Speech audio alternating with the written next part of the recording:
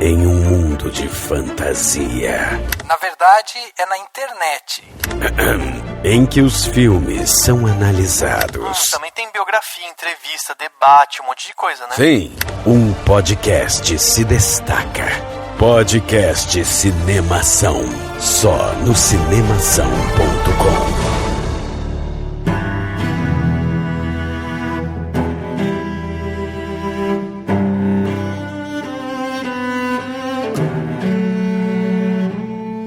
Seja bem-vindo ao podcast Cinemação 346. Eu sou Rafael Arinelli e eu escolheria ou o quarto dos pais ou o da menina. Eu ainda tô na dúvida. Eu tô pensando ainda qual que eu escolheria.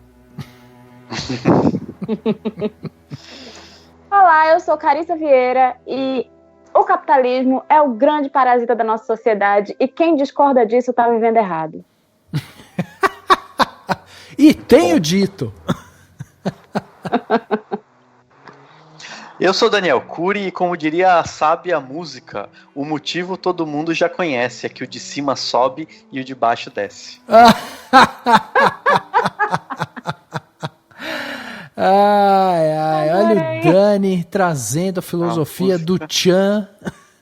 Do axé. Do axé. As meninas. É das meninas, eu achava que era do Tchan. Olha como eu sou por dentro. Não. Né?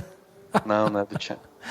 Muito bem, meus amigos. Estamos aqui neste podcast 346 para bater um papo sobre este filme que chegou chegando nos festivais, no mercado, sabe, levou a barrinha lá de expectativa, né? A galera toda tá de olho nesse filme porque realmente ele tá chamando muita atenção por sua qualidade, por sua narrativa e tal. E vamos falar hoje sobre Parasita, filme coreano que já levou Cannes para casa e chega fortíssimo também para outras premiações aí que virão. Para bater esse papo sobre Parasita, a gente trouxe aqui a Carissa, lá do canal Carissa Vieira, para ajudar a gente a bater esse papo. A Carissa que já esteve esse ano aqui com a gente, bateu um papo sobre Green Book, Vice e a Favorita, né, no podcast 307. Depois falou com a gente sobre Nós, no podcast 312. E falou mais recentemente sobre Bacurau no podcast 334. Carissa, seja bem-vinda novamente à nossa casinha aqui do Cinemação. Obrigado por você estar aqui com a gente hoje. Obrigada pelo convite, adoro podcast, então é sempre um prazer. Pois é, já estão falando aí na podosfera, já estão perguntando quando é que vai ser lançado o Carissa Cast. Em breve, não Carissa Cast, mas enfim, temos projetos. Porque você já tem o canal, né, Carissa Vieira, de repente Carissa Cast. Sozinha é um pouco mais trabalhoso, mas assim, me arrastaram para o mundo dos podcasts, veja bem. E cá, para escutar você, ver suas análises, né, acompanhar seu trabalho, é no seu canal do YouTube, certo? Carissa Vieira, a pessoa entra lá, procura por Carissa Vieira, te encontra e já vai encontrar lá você falando de filmes e tudo mais, certo? Certo. Isso mesmo. É isso aí, vamos bater esse papo. O Dani tá aqui também com a gente, né, Dan? Tá ansioso pra falar sobre o Parasita, né, Dan? Pior que eu tô mesmo, faz tempo que eu vi, né? Eu vi lá na mostra, vi de novo depois, né? Que estreou comercialmente, vi de novo. Então, vamos lá, dá pra falar várias coisas, assim. Mas eu tenho a bronquinha, porque as pessoas estão falando melhor do ano, e eu fico assim, gente, calma, espera, relaxa. As pessoas parecem que elas têm umas coisas, mas que tem que ver o melhor filme do ano. Ai, obrigada, me senti tão representada nesse momento. E se ele não for, tá tudo bem, ele já é ótimo, né? Tá que sabe o que maravilhoso. Falta nessa frase? Falta assim, ó, melhor filme do ano pra mim. E pronto, resolvi o problema. Não é nem isso, tipo, por que a necessidade de determinar qual é o melhor do ano, entendeu? É só um filmaço, um baita filme, a gente vai falar. Mas se for o melhor filme do ano pra pessoa, eu acho que tudo bem. Agora, duro que eu acho é quando a pessoa rotula isso, e se você falar, não é. Aí a pessoa, meu Deus, como assim não é? Tipo, a minha crítica não tem 5 estrelas, desculpa, mas a gente pode falar sobre isso depois. Muito bem. Vamos então bater esse papo sobre Parasita, que vai ter spoiler, tá? Sempre bom deixar bem claro aqui. Então você que tá aí ouvindo... Não ouça esse podcast, pula esse podcast. Vai lá no canal da Carissa, vai no canal do Cinemação também, que tem podcasts antigos lá. Vai lá, vê outras coisas, vai consumir outro tipo de conteúdo.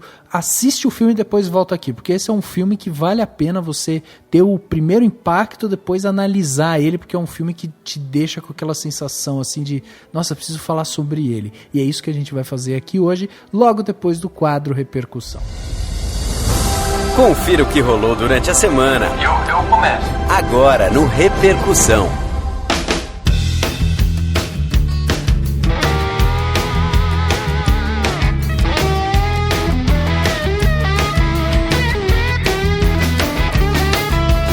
Acho que a gente estreia aqui no Cinemação um podcast inteiro sobre um filme coreano, hein, Dani? A gente já falou sobre algum filme coreano? Pois é, eu acho que não. Porque passou Okja. A gente não falou, né, filme coreano? Não, a gente não falou do Okja. O próprio Old Boy é o quê? É japonês? Old Boy é coreano, é clássico, poderia estar na nossa lista de clássicos, inclusive. Pois é. Falar dele um dia. E não está. Clássico entre aspas, mas cult, enfim. Estreamos no cinema coreano com Parasita. Estreamos bem, Dani? Acho que sim, né? Bem que cinema coreano, assim, os grandes filmes coreanos são realmente tão fodas quanto Parasita, né? Sim, sim. Mas Parasita é, como dizem todo mundo, o melhor do ano. É, o melhor do ano, é isso aí. Bom, se você quer concordar, discordar do Dani, né, nessa afirmação, quer mandar seu comentário, o que você achou sobre Parasita, ou sobre qualquer outro filme, quer mandar elogios, críticas e tal. Responda a pergunta, Parasita é o melhor filme do ano? Responda, isso aí, responda a pergunta. Envie seu e-mail para contato@cinemação.com ou deixe seu comentário em qualquer uma das nossas redes sociais, né? Estamos no Instagram, estamos no Twitter, estamos no Facebook. Tamo aí. É só você procurar a gente tá em tudo. Então é fácil de encontrar a gente e mandar seu comentário. E a gente lê comentário de todos os lugares. Então não importa se você vai mandar no Twitter, no Instagram, no próprio SoundCloud, né? Onde esse podcast está hospedado também. Não importa. Você manda seu comentário pra gente, a gente vai ler ele aqui pra você. Se você também quiser interagir com outras coisas que a gente faz, temos o nosso site, né, o cinemação.com.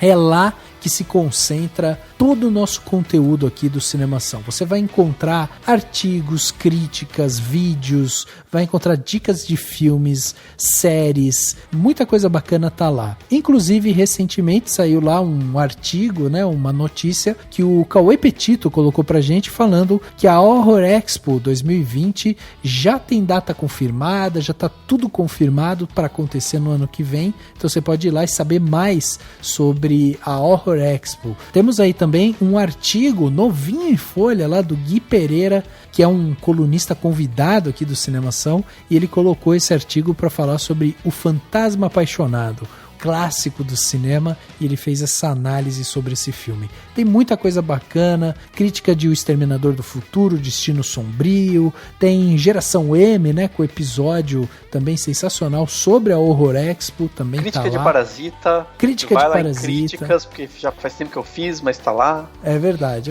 Tem muita coisa bacana, então visita lá cinemação.com, e para acompanhar esse podcast, sempre bom lembrar que estamos em todos os agregadores de podcast. Estamos no Spotify, estamos no Google Podcast, estamos no Deezer, em qualquer lugar que você queira encontrar a gente, é fácil, só procurar sempre por Cinemação, com parênteses, cedilha e tio, tá bom? Cinemação, estamos em todos os lugares. Vai lá e assine o nosso podcast no seu player. E se você já ouve o nosso podcast, já gosta da gente, tá sempre de olho no que a gente fala, então você vai querer ser um patrão ou uma patroa do Cinemação. Você vai fazer parte do nosso grupo no WhatsApp, do nosso grupo no Facebook, vai conhecer gente legal e daqui a um tempo você vai ganhar brindes e presentinhos como a gente dá todo ano. Então é só ir lá no botão Contribua no cinemação.com ou vai direto cinemação.com/contribua.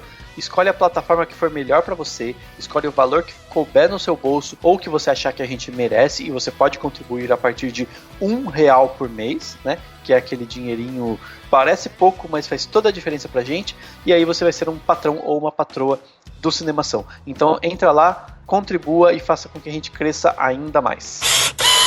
E chegando aqui na parte onde as pessoas saíram dos seus armários e deixaram seus comentários aqui pra gente, temos um comentário muito bacana que foi enviado pra gente pelo Instagram. Olha aí, a galera encontrou Cinemação, quer conversar com a gente. E quem mandou foi a Andresa Cruz e ela falou o seguinte: olá, tudo bem? Não acompanho o podcast de vocês há muito tempo, mas adoro os comentários de vocês sobre os filmes. Pensei que vocês poderiam fazer episódios comentando Dor e Glória, Parasita e Burning. Espero que considerem minha dica. Abraços. Olha aí, Dani, ela falou Dor e Glória, Parasita e Burning. Parasita já pode riscar da lista, hein? Agora vai faltar Dor e Glória e Burning. Sim. Nossa, é só coisa ruim, né? Tipo, dor, queimação no estômago, ou de outro jeito, e um parasita. Ou seja, a gente vai ter que explorar as doenças aí pra poder falar. Mas é uma boa ideia, vamos anotar aqui.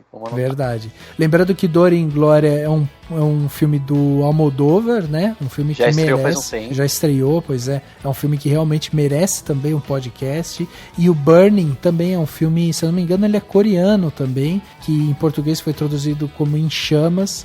E também já estreou no ano passado, né, em 2018. E é isso aí, cara, sensacional. A gente adora receber sugestões de vocês, porque a gente vai colocando aqui, a gente tem uma lista do que a gente vai gravar no ano que vem e tal. Então a gente sempre coloca aí os filmes que vocês falam, porque daí quando tem uma janela a gente vai lá e fala, pô, vamos lá falar sobre Dor e Glória, vamos falar sobre tal filme e tal. Então mandem sugestões, pode ser um comentário curto aí, como a Andresa mandou. A gente lê aqui, é só vocês mandarem. Lembrando que se não der pra gente fazer podcast, volta e meia tem outras coisas, tipo críticas e artigos no Cinemação. Então, é verdade. Eu já escrevi sobre Dor e Glória, inclusive. Só pra dizer. É verdade. Fica a dica. E eu vou ler aqui o comentário do Alexandre Rodrigues Assunção. Ele escreveu lá no 340 sobre Coringa. E ele escreveu o seguinte: Cinemação, o podcast que faz todo mundo sorrir. Pois é, meus amigos, indico vocês o Oscar de melhor podcast. Se não existe algum, desde já fica valendo. Ele deu pra gente o Oscar de melhor podcast. Já ganhamos, porque alguém indicou a gente pro Oscar de melhor podcast. Já era. Exatamente. Aí ele continua: reitero e concordo com tudo que foi dito sobre o personagem o Joker. Confesso que quando criança tinha medo do ótimo César Romero quando ele interpretava o palhaço do crime na Bat-série da Dupla Dinâmica. O tempo passou, os heróis ganharam espaço e os vilões também. Lembranças do Jack Nicholson, do Heath Ledger, cada um com seu trabalho, ambos excelentes. Após o Jared Leto e seu Coringa afetado, ficou meio difícil acreditar que a Warner pudesse validar algum projeto a respeito do personagem. Então, com grata surpresa, surgiu este desvinculado do universo DC, meio bagunçado e com tendência de reboot. Sobre a história, posso dizer que é a história de um homem doente em uma sociedade doente. Ainda que tudo pareça sob a perspectiva do personagem, há um clima de deterioração e decadência que remete ao ambiente de Taxi Driver, onde a trajetória de um homem problemático da mesma forma que o protagonista de Coringa é mostrada, evidenciando todo o abandono social e moral onde ele vive. Não há tal apologia ao crime como estão comentando as pessoas. Vejo aqui a oportunidade que o iconoclasta nihilista encontrou num ambiente incapaz de cuidar do próprio bem-estar dos cidadãos que nele vivem. Assim, Coringa faz pensar, refletir em como uma sociedade em crise os piores podem ser louvados, admirados e servir de pretexto para que algumas pessoas pratiquem suas idiosincrasias sociais de forma livre e perigosa, mostrando o quanto a civilização é frágil e pode desfazer-se facilmente, voltando à barbárie e ao primitivismo que tanto condena. Caraca. E depois de palavras maravilhosas do Alexandre, a gente não tem nem o que falar, só sentir. Nossa, eu só queria dizer, vejam o nível dos nossos ouvintes. O cara usa no mesmo texto iconoclasta nihilista, idiosincrasias sociais e primitivismo. Bom, primitivismo, ok. Voltado a barbárie. Maravilhoso. Maravilhoso. Não tem nem o que falar, ele falou. É isso mesmo.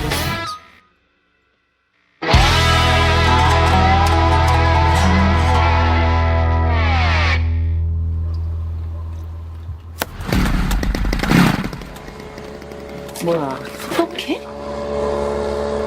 창문 닫아. 나도 봐. 공짜로 집안에 소독도 하고.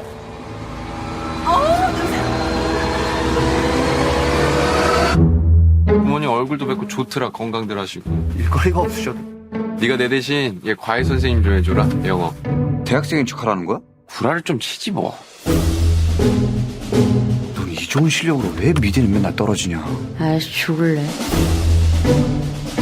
저는 이게 위조나 범죄라고 생각하지 않아요. 참으로 시의적절하다. 부자들이 원래 참 잘 속아. 그래서 사모님이 뭐랄까. 풀타임으로 수업 어떻게 하시는지. Is it okay with you? Chegava nos cinemas no dia 7 de novembro de 2019 o filme Parasita, dirigido aí pelo Jong Ho-bong, ou também, como eles falam no coreano, né? Jong Ho-bong.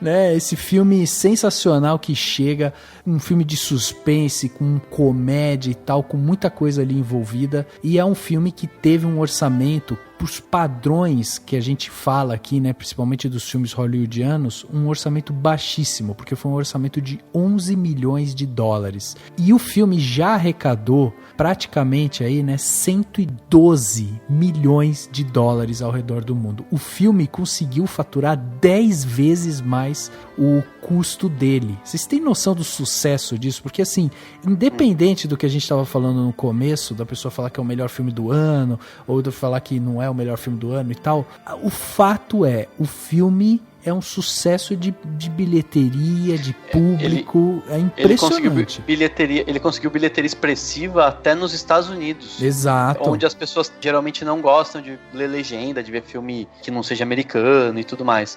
E realmente ele tem conseguido um público bem grande por conta do burburinho, né? De todo mundo elogiando, todo mundo falando bem, passar em festival, dele vai lá, estreia e consegue bastante gente interessada, né? E o pessoal vai lá e assiste. Então, acho que já é o maior sucesso coreano, né? Sim. Mas é o filme coreano com a maior bilheteria, né? Exato. Internacional, pelo menos. E acho que não sei se na Coreia também, mas internacional acho que já é. Bom, a história desse filme, né, se passa contando a história da família Kim, que é uma família que tá com todos os seus membros ali, né, o pai, a mãe, o filho e a filha estão todos desempregados, estão vivendo num porão sujo e apertado, mas por conta de uma obra do acaso, o filho, que é um adolescente, ele acaba sendo chamado para dar aula de inglês para uma garota de uma família rica, a família Park. E aí ele acaba ficando fascinado ali com aquela vida luxuosa daquelas pessoas e tal, e aí eles tramam, essa família Kim acaba tramando ali para que o pai, a mãe, o filho e a filha, eles consigam se infiltrar dentro dessa família burguesa para conseguir trabalhar, para conseguir sobreviver ali e tal. Então eles armam um plano ali. No entanto, esse plano que vai se desenrolando ali com a história e tal, ele acaba criando, né, aquela situação, uma bola de neve, e aí toda essa coisa dos segredos, o plano, as mentiras e tal, vão precisar ser sustentadas, e isso pode custar muito caro a todos eles. E, na verdade, são duas famílias. A família Kim, que são os mais pobres, e Park, que são os mais ricos, que são dois sobrenomes, tipo, absurdamente comuns na Coreia do Sul. Muita gente tem esses sobrenomes. Diferente do nosso querido Ho-bong, né, Dani, que é o diretor do filme, que tem um sobrenome totalmente diferente lá na Coreia. Pong é um sobrenome totalmente diferente. Não sei. Na verdade é muito louco, porque assim, você vai ver ou como Bong Joon-ho ou como Jong-ho Bong. Exatamente. Geralmente a sílaba dupla são nomes e essa final é o sobrenome, só que muitas vezes na Coreia eles colocam o sobrenome na frente. Que é muito louco. Enfim, e, né, culturas diferentes, afinal de contas, cinema é pra isso. Exatamente. E Dani, diz pra gente então, quem é mais que compõe essa ficha técnica? Estou ansiosíssimo pra observar aqui sua pronúncia coreana. Minha pronúncia coreana é maravilhosa, sou praticamente um poliglota.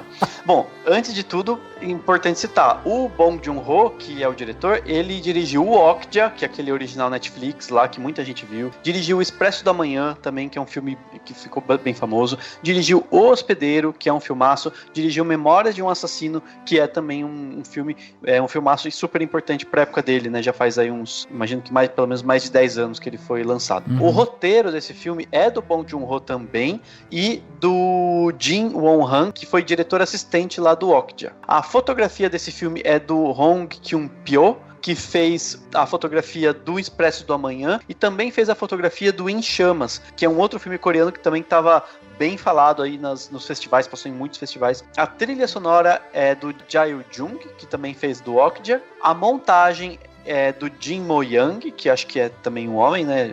Enfim, acho que a montagem também é. Que o Jin Mo-young fez a montagem do Invasão Zumbi também, né? Que é um outro filme coreano famoso.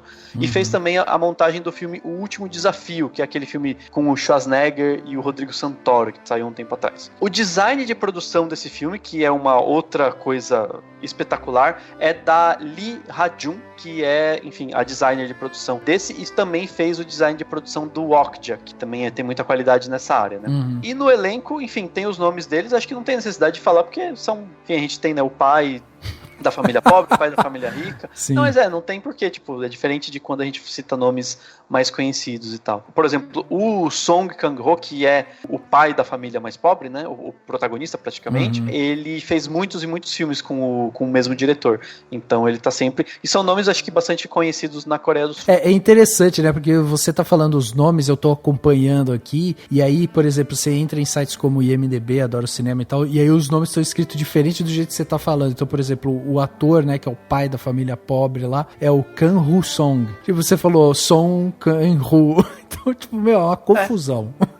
Sim. Não, mas é só a ordem. É tipo eu falar com o Arinelli Rafael ou com o Rafael Arinelli, né? Tipo, sim, exato.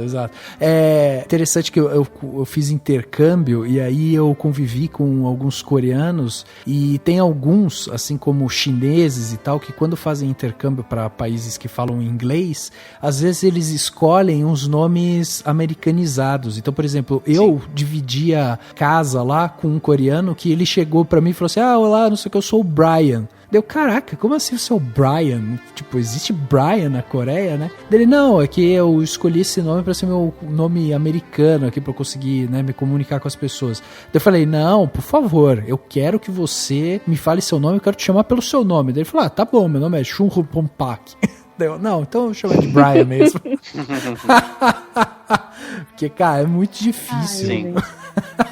Mas é muito difícil, mas eles fazem isso mesmo, eles criam nomes internacionais, assim, na maioria das vezes. Exatamente. Eu adoro que a cultura é tão diferente que, assim, isso pra gente é completamente inimaginável, fazer algo desse tipo, né? Sim, inimaginável. Sim. Já é meio esquisito quando você tem que colocar o sobrenome na frente do nome. E aí aqui que a gente não tem muita noção, assim, do que é sobrenome e o primeiro nome. Então, tipo, fica uma mescla muito, muito diferente. Isso é muito legal. E é como o Dani falou no começo, né?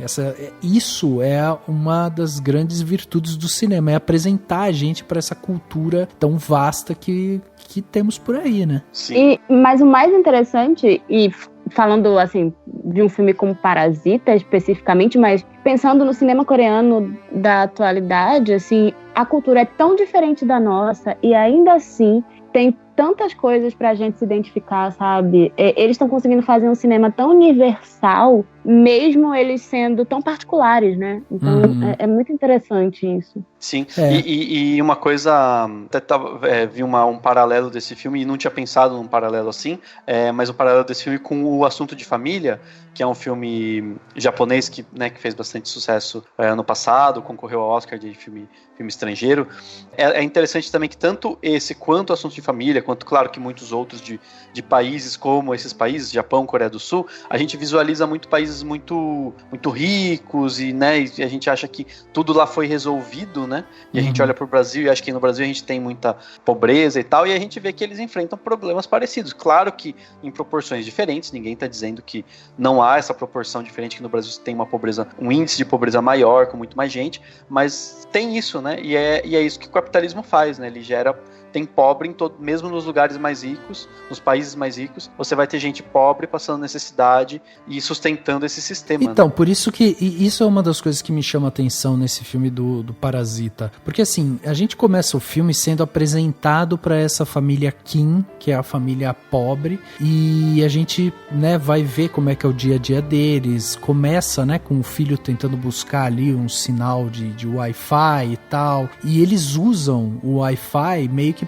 também meio que tentar sobreviver ali, porque eles precisam, né, buscar informação, saber onde que tem emprego e tal. Então eles ficam nessa busca pelo Wi-Fi, que o Wi-Fi já se tornou uma propriedade, né, uma das coisas que são, assim, precisa ter em qualquer família para meio que se autossustentar. E aí quando você é apresentado para essa família pobre, logo no começo, você já vai entrando naquele universo e ao decorrer do filme não existe uma divisão de que, ó, aqui nós temos os mocinhos, aqui a gente tem o vilão, sabe, o anti-herói e tal. Não existe muito essa divisão, porque é meio que isso, assim, não, a gente vai apresentar um cenário em que você vai primeiro entender o que está se passando aqui e você vai entender qual que é a questão de sobrevivência, e talvez o grande vilão desse filme seja justamente uma situação social que a gente criou, entendeu? E eu acho que é bem isso mesmo. Ele é muito feliz em não fazer o espectador ficar contra ninguém, e ao mesmo tempo, de certa forma, a gente meio que não defende ninguém. A gente tá acompanhando aquela história pra ver o que é que vai acontecer, né? Porque todos lá realmente são muito, muito tridimensionais, né? Assim, todos são... Então, por exemplo, a mãe da família rica, né? Você, por um lado, você fica, pô, ela é bobinha, ela é muito, né? Mas, ao mesmo tempo, ela é uma pessoa que tá explorando e vendo aquelas pessoas como simples adornos que devem servi-la, né? A mesma coisa com o pai e tal. E os que são da família Kim, que estão procurando emprego e tudo mais, tem o lado que você vê e você fala, putz, eles são uns sacaninhas, eles estão sacaneando e tal. Mas por outro lado você fala, pô, acho que eu faria igual, né, na situação deles, talvez. E aí tem aquele lado, eles têm o carisma, você entende o porquê que eles estão fazendo tudo isso. Então, sabe, assim, e uma coisa que eu achei muito interessante é o quanto eles são talentosos e trabalhadores, porque o que eles fazem é basicamente pra burlar a falta de oportunidade. Sim, exato. Porque, tipo, chega lá na hora, o cara tá realmente dirigindo, sendo motorista, a mãe tá realmente sendo uma governanta e fazendo comida e fazendo tudo. O outro tá realmente dando aula de inglês pra mim, sabe? Eles trabalhando, né? Tipo, e a pesquisa que eles fazem, do tipo, né, ela, sabe, tudo bem, ela falsifica documento, mas, pô, ela manja muito de falsificar documento, sabe? Eles fazem aquela coisa de buscar o carro, pra pesquisar o carro, Falei, gente, eles estão, tipo, eles estão sendo praticamente empreendedores, né? Se a gente fosse usar o discurso. E é verdade, de certa forma. Eles são esforçados, né? São muito esforçados. Pra caramba. Então, tipo, não é aquela coisa que você fala assim, nossa, ele está cometendo algo errado. E isso que é interessante, porque o filme serve justamente pra mostrar pra gente essa complexidade da situação. Não, mas Dani, eles estão fazendo algo errado. É que eles são talentosos naquilo. Mas o filme é justamente pra isso, né? Pra mostrar pra gente o quanto você não tem outra saída quando você tá nas camadas mais baixas da sociedade, numa sociedade capitalista com esse sistema todo sufoca, né? Quem é mais pobre, né? É isso. Eles estão fazendo algo errado, mas assim, é quase como se a sociedade, se esse sistema tivesse levado eles a fazer isso, sabe? Porque assim, se eles são tão criativos, eles são tão talentosos, porque, gente, eles são atores, assim, brilhantes. Cara, é incrível.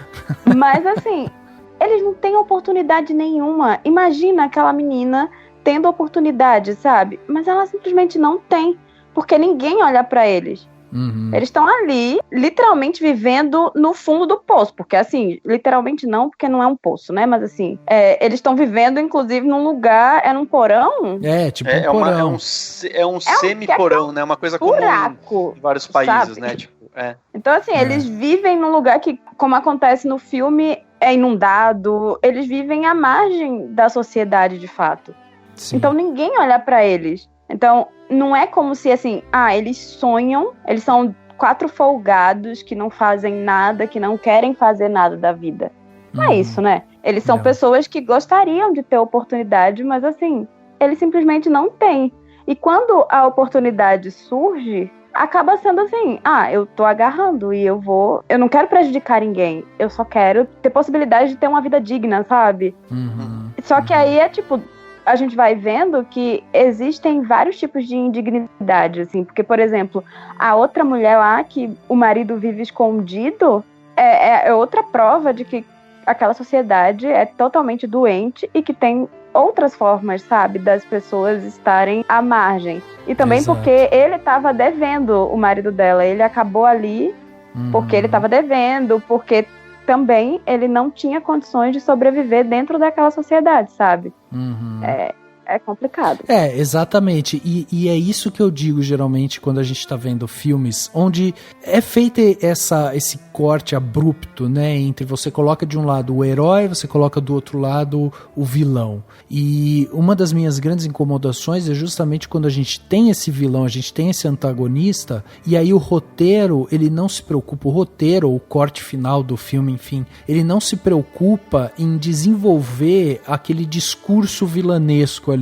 Então o vilão acaba se tornando o vilão por ser o vilão. Tipo, você não entende exatamente as motivações dele. E eu acho que o filme, ele ganha muito, ele fica muito mais rico quando a gente tem essa possibilidade de entender todo esse background do que tá levando aquela pessoa a tomar aquela atitude. E aí, a gente entendendo a história, não significa que a gente concorde com ela, mas a gente passa a ter essa visão mais ampla e consegue entender onde é que estão os erros, onde que a gente pode consertar isso, consertar aquilo e tal. Então, assim, isso foi uma das coisas que me chamou muito a atenção, porque até a metade do filme, quando você tá vendo a família Kim colocar um membro atrás do outro ali na família Park, né, família rica, a família Kim, ela vai fazendo isso, vai fazendo essas jogatinas ali, inventa uma história aqui, joga um pó de pêssego na mulher lá e não sei o que, consegue mandar o motorista embora e tal. Então, eles estão fazendo o jogo deles. Enquanto eles estão fazendo aquilo, você fala, caraca, mas que gente desgraçada, né? Porque eles estão tirando a oportunidade de outras pessoas que estavam lá. Tipo, quem é que disse que o motorista também não tem uma vida desgraçada? Quem é que disse que a própria governanta que estava lá não tinha uma vida complicada também? De fato tinha, né? E de fato tinha, exatamente. O marido dela estava escondido lá e tal. E aí você observa esse tipo de coisa, você vai criando meio que essa antipatia por eles, porque por mais que eles sejam simpáticos e tal, você tem essa questão, né, de tipo, pô, eles estão fazendo isso e tal.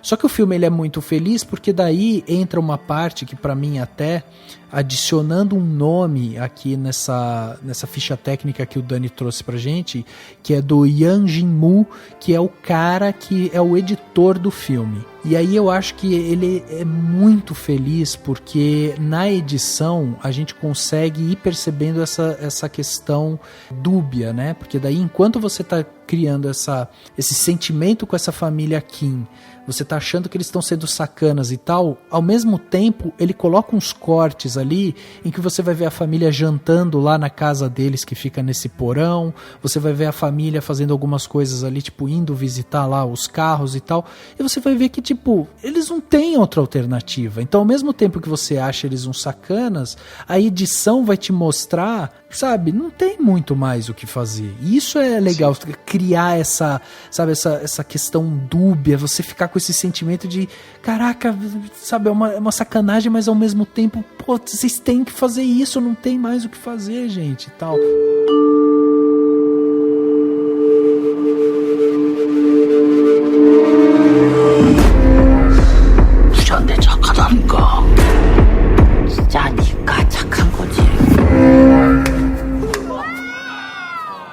I'm deadly serious.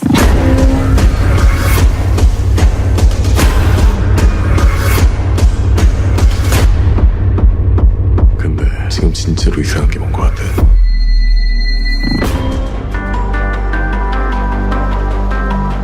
Tem até uma questão que eu achei muito interessante, porque o Jin-moo, que é o editor, ele trabalhou muito perto do Hu Bong, né, o diretor. Então o Jin-moo falou que o Hu Bong é um cara que, ele já determina exatamente quais são as cenas que ele quer, do começo ao fim do filme. E para ele fazer isso, ele leva o editor, que é o Jin-moo, pro set de filmagem. E é uma discussão que tá havendo dentro do mundo cinematográfico, que é até onde que é bom você levar o editor pro set de filmagem. Por quê? Porque o editor, geralmente ele fica numa ilha, ele faz a pós-produção. Então, o diretor, ele vai pro set, faz a captação e tal. Todo esse filme, ele é Ele é armazenado em inúmeros HDs e tal, e você tem lá o filme cru, que é o RAW, né, que eles chamam. E aí geralmente pegam esses HDs e tal e levam pro editor, que fica ali na ilha dele, e aí descarregam aquilo lá, e o editor, junto com o roteiro e às vezes com o diretor do seu lado, vai montando o filme ali com tudo que foi captado durante aquele tempo ali de filmagem. Nesse caso, quando você leva o editor para dentro do set de filmagem, o Jin-Moo falou que ele ficava ali do lado da filmagem mesmo, não é nem que ele tava tipo numa salinha escondido dentro do set de filmagem, não, ele tava ali direto, porque eles criam um sistema em que assim que o filme ele é captado, o RAW, né, o filme cru, ele já é transmitido direto para a sala de edição. E aí o editor faz um corte ali, ele cata aquela cena, já faz um corte, já faz uma edição ali, e ele já mostra pro diretor. E aí o diretor já fala, ok, gostei dessa cena, não gostei dessa cena, já vamos refazer. Então é um negócio muito rápido. E aí o Jin-Moo falou que inclusive ele chega a editar o filme 2 vezes, né? Porque ele faz uma edição ali na hora, ele vai editando essas cenas na hora, mas depois ele tem que fazer uma segunda edição quando ele precisa montar tudo, né? E vai fazendo o refinamento ali e tal. Então eu achei interessante porque essa questão de você trazer o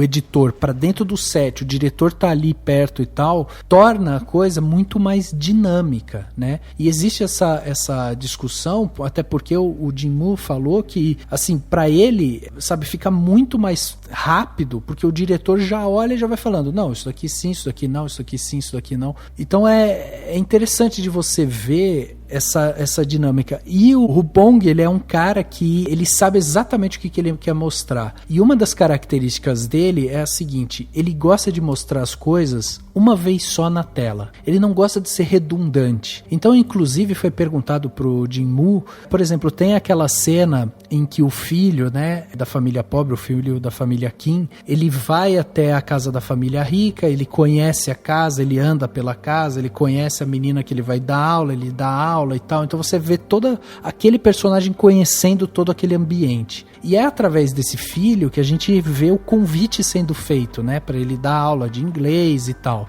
E aí, quando ele faz esse reconhecimento, depois há um corte e depois a gente vê o filho chegando com a irmã, que vai dar aula pro menino lá, que é o menino que gosta de pintar e tal. Nessa questão foi perguntado pro Jin-Moo, por que você não fez ou não mostrou o irmão chegando lá conversando com a irmã, sabe? Tipo, pô, tem uma oportunidade ali e tal, blá blá blá. Daí o Jin-Moo falou, porque o Hu Bong, ele gosta de mostrar as coisas uma vez só. Se mostrasse, tipo, o filho tendo que convencer a irmã, né? O irmão tendo que convencer a irmã de ir dar aula, você estaria repetindo uma cena, que é de quando o amigo do irmão chega lá para convencer ele a dar aula de inglês. Então o Hu Bong não gosta de fazer essas redundâncias. Ele quer mostrar uma vez só a cena e quer que você sozinho já construa toda aquele entre planos ali, né? Para você já entender as coisas que estão acontecendo. Eu achei isso, cara, isso tão sensacional. Faz sentido com a personagem porque ela é bastante ardilosa, vamos dizer assim, né, de certa forma. Então ela provavelmente não demoraria pra ser convencida, né?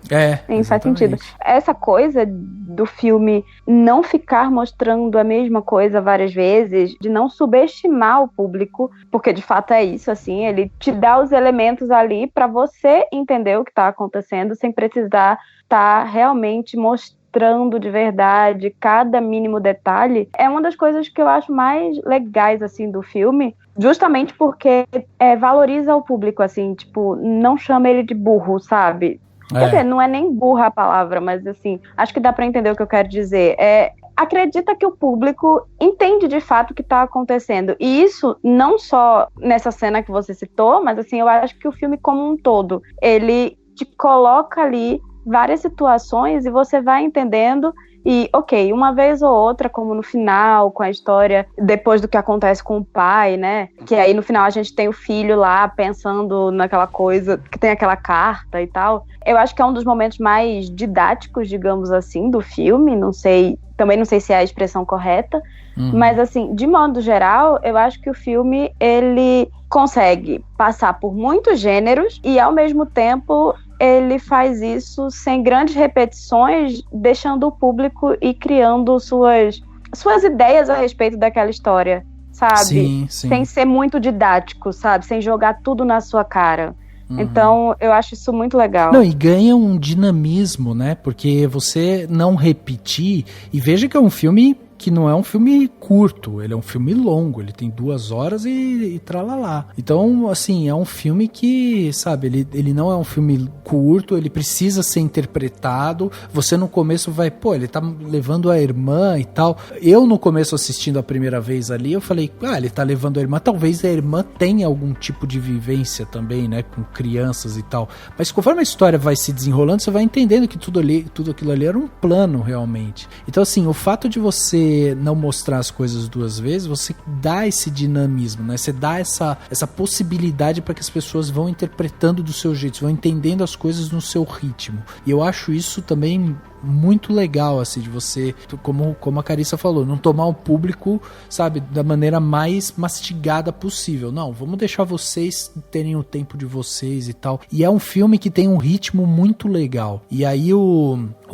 Jin-Moo também falou que quando eles vão fazendo esse corte, né, o Hubong, ele consegue olhar aquilo ali e já vai falando, não, isso daqui, ó, vamos manter como tá aqui no roteiro, ou não, isso daqui cai. Então tem uma outra cena que eu acho muito emblemática também, que eles simplificam isso, que é a cena de quando aquela governanta, ela volta, né, a governanta que acaba saindo porque tem alergia a pêssego e sei lá o que, ela é mandada embora, daí depois em um determinado momento, quando a família Park vai viajar, ela volta pra casa. E aí ela toca a campainha e toca, e aí a família Kim corre lá pra ver, e você tem o diálogo da mãe da família pobre, né, da mãe Kim, né? Ela fica conversando com essa governanta através do monitor. Então você tem assim, ela falando e você tem a imagem do monitor. Você tem ela falando e você tem a filmagem do monitor. E aí em um determinado momento há um corte ali e você vai ser transportado para fora. Daí você vê realmente essa governanta do lado de fora, na chuva,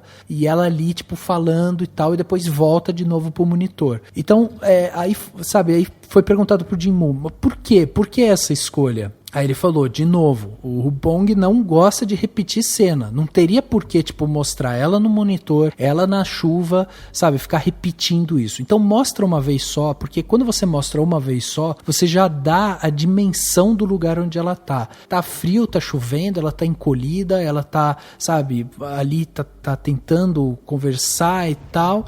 Ela tá toda desajeitada, porque você percebe que ela tá machucada, ela tá com uma sacola no chão. Então você já tem o cenário total ali nessa cena. Quando você faz a cena mostrando ela no monitor, você tá mostrando algo que não é exatamente real, né? Você tá mostrando uma coisa dentro de uma tela. Então você perde um pouco daquela humanidade, que é como até então a família Kim tá olhando pra ela. Tipo, pô, o que essa mulher veio fazer aqui? Eu não entendo a realidade dela, eu não entendo quem que é essa mulher. Aí ele faz esse corte pra mostrar ela na chuva, pra mostrar pra gente qual que é a realidade dela. Então você tem esse conflito de sentimentos, né? Porque enquanto a família Kim só conversa com ela pelo monitor e tá tentando meio que, não, melhor você não entrar, não sei o que, dar uma segurada nela ali, a gente já viu onde ela tá, já viu que ela tá machucada, já viu que ela tá na chuva. Se você que tá ali assistindo, você fala, caraca, abre logo pra essa mulher entrar, meu. Entendeu? Uhum. Então isso é muito legal, essa brincadeira com sentimentos que o Hubong vai fazer a gente sentir com esses personagens. E faz sentido com uma coisa que eu gosto muito nesse filme, que é como ele explora, ele usa a câmera para explorar a arquitetura, né? E aí tanto a arquitetura urbana quanto a arquitetura das casas. Então você tem, por exemplo, aquelas tomadas bem mais próximas dos atores na casa lá, nesse sótão que eles moram, essa espécie de semi-porão, né? Que eles moram, então tudo muito fechado, tem uma cor esverdeada, até para mostrar que eles são, né, tipo, apertados, espremidos, né? Tudo muito claustrofóbico e tal. Tem uma cena deles cozinhando, quando eles estão analisando lá, eles estão fazendo uma comida e analisando a questão do cheiro que o menino fala, inclusive é outro tema, né, pra gente conversar, mas é tudo muito fechado, e aí quando ele entra na casa dos ricos, a câmera, ela fica lá longe, e aí mostra aquela imensidão, aquela vastidão de espaço, né, aquela coisa que, inclusive, é algo muito mais simbólico nos países asiáticos. Imagino que na Coreia do Sul também, mas eu sei que no Japão porque assim, não que no Brasil a gente não tenha isso, claro que tem pessoas, geralmente pessoas ricas moram em casas maiores, mas como o Brasil é um país muito grande, a gente não tem pra gente essa simbologia do quanto o espaço é importante. E nesses países asiáticos, as pessoas muito pobres tendem a morar em lugares muito exprimidos, né? Muito apertados. São, né, aqueles apartamentos micro, assim. E pra eles isso é mais simbólico do que pra gente, até, essa coisa de você entrar numa casa e ela ser gigante, ela ser grande. E aí a câmera vai acompanhando, né, os corredores. Tem aquela espécie de leveza, né, ao mesmo tempo em que você vai explorando o espaço, né, e o filme vai te colocando naquele ambiente, fazendo com que essa arquitetura também seja uma espécie de personagem, né, ou pelo menos uma representatividade daquilo que... Porque a arquitetura nada mais é do que reflexo da sociedade, do sistema capitalista, né, então tem essas questões, tem a questão lá do porão, aquela porta do porão escura que você não enxerga absolutamente nada, que é maravilhoso, porque é o lugar que eles não conseguem ver e eles não estão nem aí pro que tá abaixo deles, vamos dizer assim, né, literalmente falando, eles não estão nem aí pro que está abaixo deles, e socialmente falando, eles não estão nem aí pro que está abaixo deles, né, enfim, tem tudo isso, assim. Tem uma cena muito bonita que tem até no trailer, deles descendo a escada, da família Kim, né, descendo a escada, voltando no dia da chuva, e é um monte de fio, assim, eles estão bem no meio, aquele monte de fio de poste, né, e tal, entrecortando a paisagem, e eles estão bem no meio, então é tipo assim, eles estão presos, eles estão no meio de um monte de fio, coisa que entre os ricos não tem, né, até porque é outra coisa também que não é muito a realidade nossa no Brasil. Os lugares mais ricos tendem a ter a fiação elétrica toda embaixo da terra, né? É uma forma de você representar um lugar rico, é você não ter esses postes. E os lugares pobres têm, né? No Brasil acho que tem no país inteiro quase. São poucos lugares onde tem isso embaixo da terra. Só fazendo uma correção nisso que você está falando, porque você falou assim que a arquitetura é uma representação capitalista e tal. Não é que ela é a representação capitalista nesse filme, ela é um símbolo do capitalismo nesse filme. Tô falando assim, a arquitetura como um todo, qualquer arquitetura, a representação arquitetônica dos espaços, ela geralmente... ela representa o sistema, entendeu?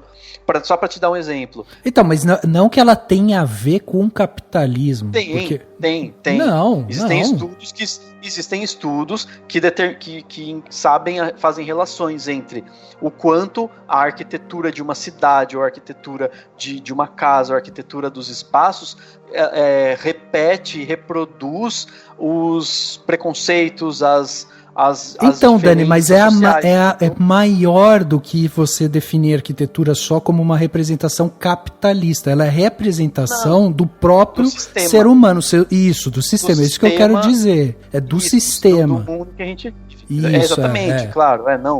Óbvio, num país... Não, então, mas, por exemplo, só pra você ter uma ideia, o caso do famoso... Se eu não me engano, é o Copan, em São Paulo, né, que é um prédio famoso de São Paulo, entre aspas, não deu certo, no sentido de que ele não se tornou aquilo que ele se pretendia se tornar, muito por conta disso. Ele era um pouco, entre aspas, né, assim, não socialista, mas ele era uma proposta diferente daquilo que a nossa sociedade está acostumada, porque a ideia do Copan, quando ele foi feito, é que ele, no mesmo prédio, tivesse os apartamentos um pouco mais luxuosos, para quem tem mais condição financeira, e os apartamentos menores, para que você não tivesse que ter o que a gente tem nas cidades, em todas as cidades do mundo, que é a periferia, as regiões periféricas e as regiões centrais. Então, nisso você colocaria todo mundo junto. Mas num país como o Brasil, e não só o Brasil, mas muitos países desse mundo, ou quase todos, a pessoa rica, ela não quer morar no mesmo prédio que a pessoa pobre que vai trabalhar na casa dela. Exato. Então, é isso, sabe? A arquitetura, ela faz esse trabalho de representar realmente ela representa todas essas questões. Esses sistemas, o que nós somos e tal. Acho que é exatamente isso. 망했다 이거. 공짜 와이파이 못 쓴다 이제. 야 기정아. 야 윗집 아줌마랑 IP 타임 암호를 거셨다 드디어. 암호.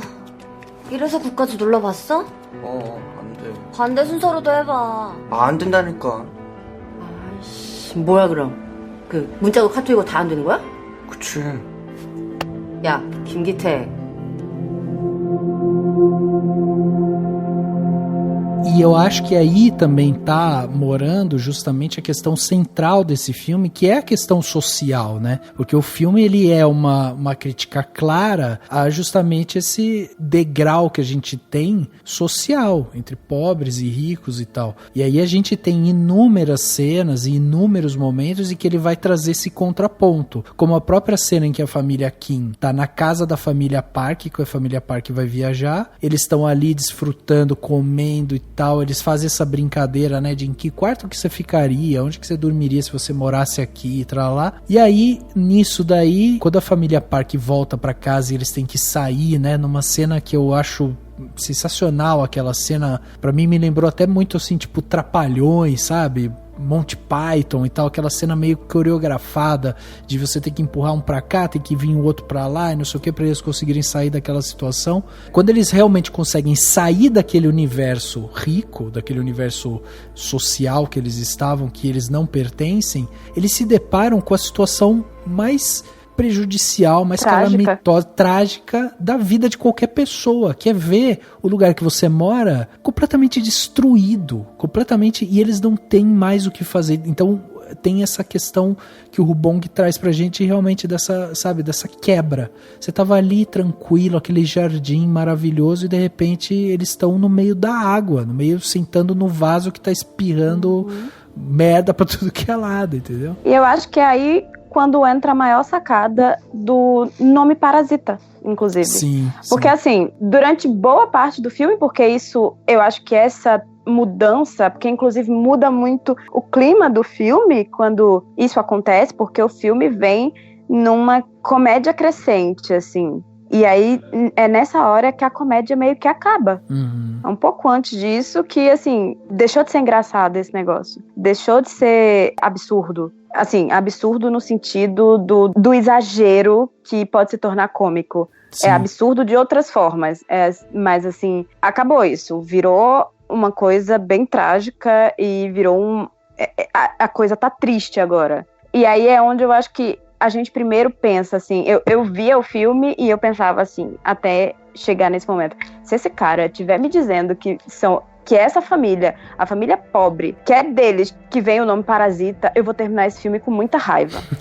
Porque a ideia de que ele estivesse dizendo que 4 pessoas extremamente pobres eram os grandes parasitas da sociedade me soava extremamente ofensivo. Por mais que o filme estivesse sendo belamente filmado, com um roteiro até então super bem construído, com atuações boas, enfim, que ele estivesse funcionando super bem. Eu tava vendo o filme pensando assim, esse cara não vai me fazer um negócio desse, né? Porque vai ser a grande decepção que eu vou ter se ele estiver dizendo que uma família pobre é parasita da sociedade. E aí, a partir dessa mudança, desse momento que, enfim, tem toda aquela coisa dentro da casa, e depois eles saem, a família consegue sair da casa e tá aquela chuva horrorosa. Depois eles chegam na casa deles, que é minúscula e tá tudo inundado. A situação é horrível. E a partir daí a gente começa a ver uma outra análise e a ver outras possibilidades, que seria o grande parasita que dá nome ao filme, sabe? E ver que não é a família que é a família pobre que é parasita da família rica.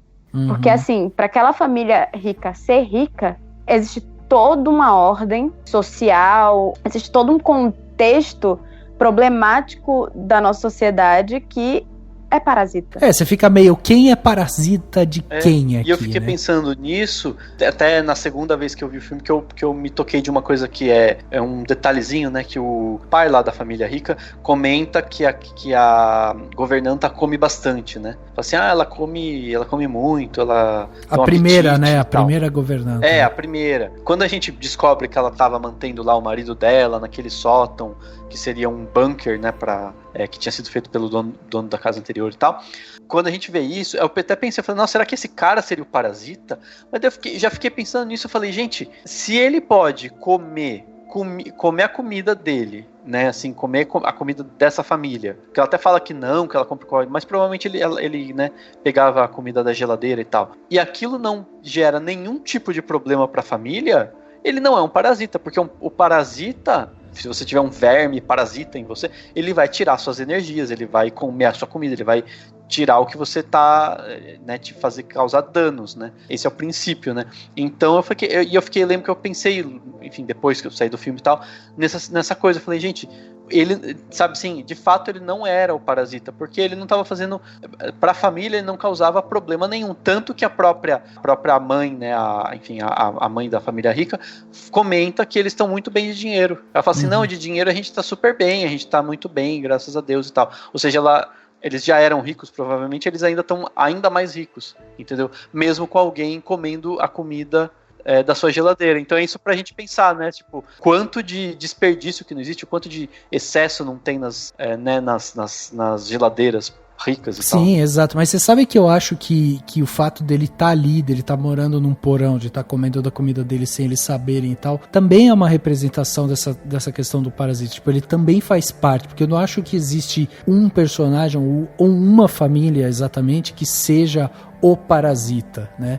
Porque o parasita, ele é esse organismo que vive em associação com o outro para ele retirar, né, realmente os meios para a sua sobrevivência e tal. E se você pegar essa definição de parasita, que é essa, ele vai retirar para ele ter uma sobrevivência, no caso, o marido da governanta, ele era um parasita, porque ele precisava daquela família para ele viver de qualquer jeito. Então, mas ele não causava mal a eles, né?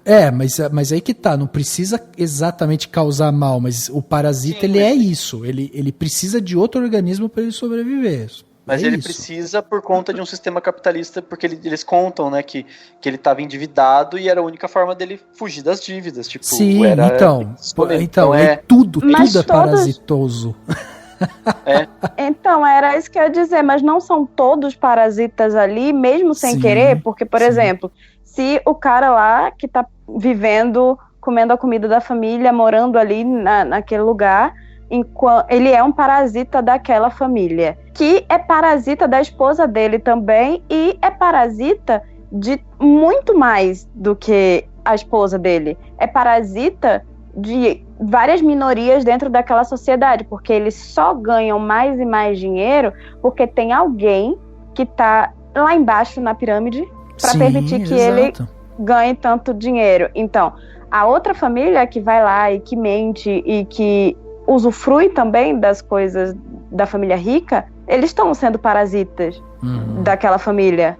Mas é isso, no fim do dia eles são parasitas, mas aquela família rica que num primeiro momento não parece que está sugando de ninguém, suga muito mais do que de uma família só, porque ela está sugando de várias famílias para estar naquela posição social. Então, na verdade, é um sistema cíclico. É quase um Ouroboros, sabe? A cobra que tá ali, girando e tentando pegar a cauda.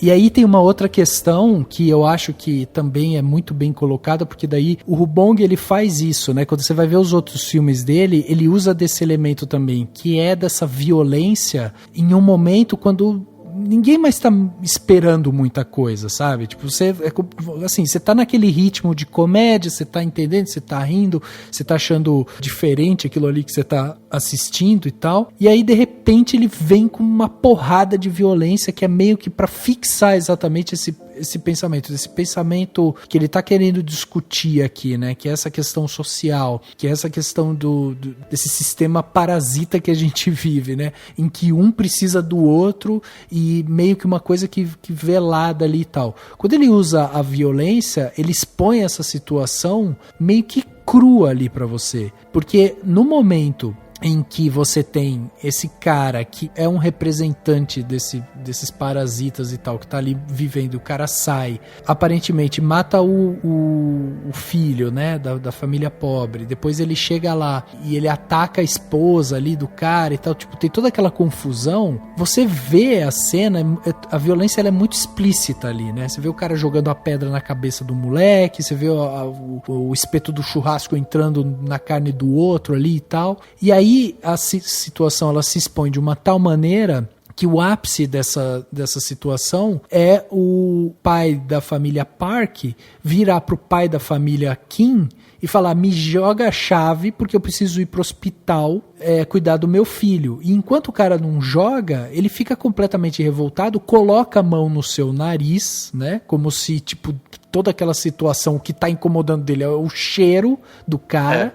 Você tem essa cena em que o cara tá ali meio que tentando segurar o buraco que fizeram na filha dele, quer dizer, pai da família pobre tá com a mão na filha pobre que tá sangrando, que tá morrendo ali, e o pai da família rica tá, tipo, se lixando pra aquilo porque ele quer salvar o filho dele. E aí ele fica, joga logo essa chave pra mim e tal. E aí tem aquela sequência onde o pai da família pobre chega no seu ápice que acaba matando, né, o pai da família rica.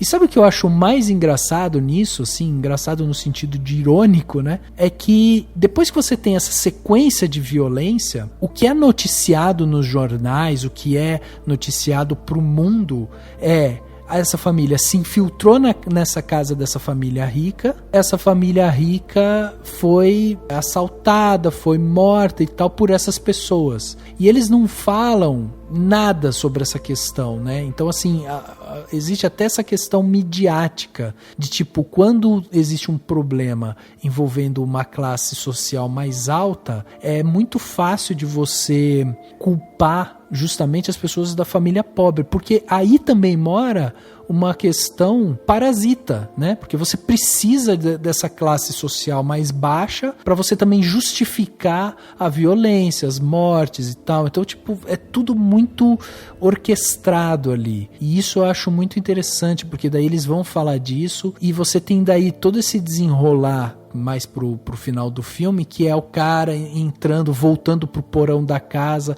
A casa se torna realmente esse símbolo, né, de moradia, mas ao mesmo tempo de um objetivo que não pode ser alcançado, porque o cara morar dentro da casa e viver num buraco nela, não poder desfrutar dela, é triste, né? É triste. E aí é uma coisa que tá tão perto e ao mesmo tempo tão longe. Então são essas metáforas que o Bong faz que eu acho assim sensacional. O filme consegue trazer isso pra gente de várias maneiras, inclusive com a parte técnica, porque você tem fotografia desse filme também esplendorosa, assim, e toda a parte também de som do filme, né, que também é muito bem orquestrada.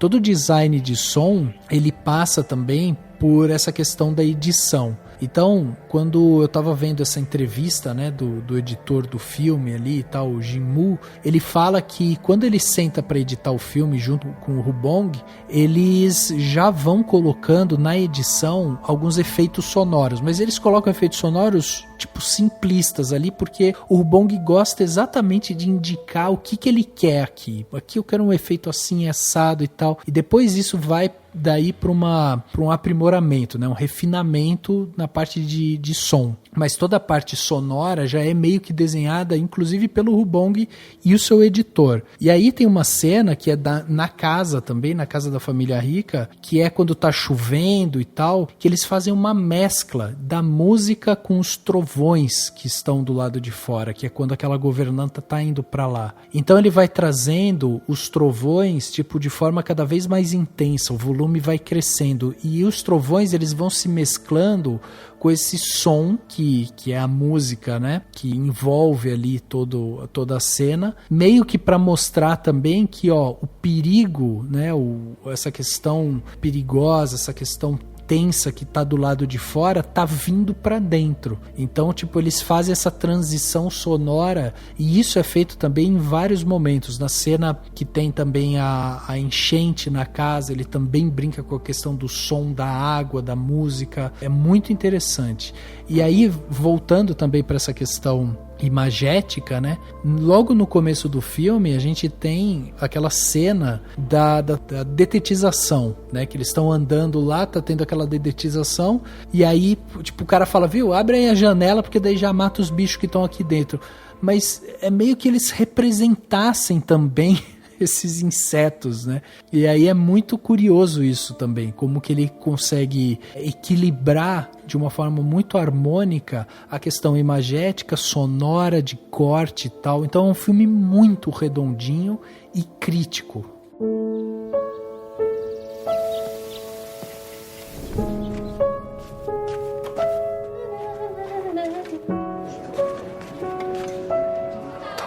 너 그치. 나 잘 어울려?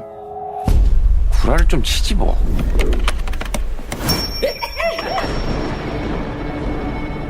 부잣 치과에야 돈도 많이 줘.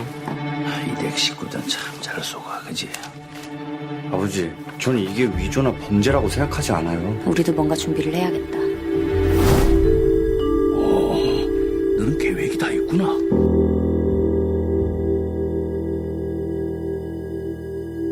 Eu acho que tem duas coisas interessantes que a gente precisava citar.